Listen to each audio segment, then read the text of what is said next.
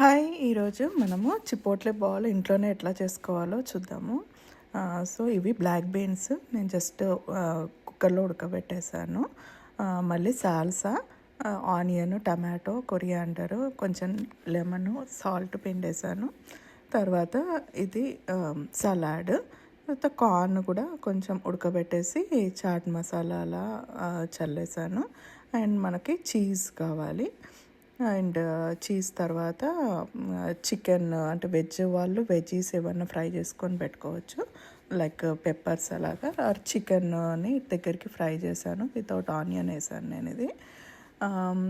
ఇవన్నీ మనము వైట్ రైస్తో తీసుకోవచ్చు. తర్వాత ఇది సార్ క్రీము, దీని బదులు మనము పెరుగు కూడా వేసుకోవచ్చు.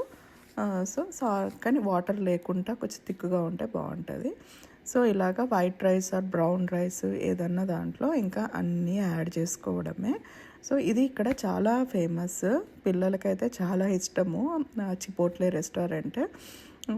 ఇంకా మా పాప రోజు తినేది బోర్ కొడుతుంది అంటే సరే అని ఇంట్లోనే ట్రై చేద్దామని ఇలా ట్రై చేశాను.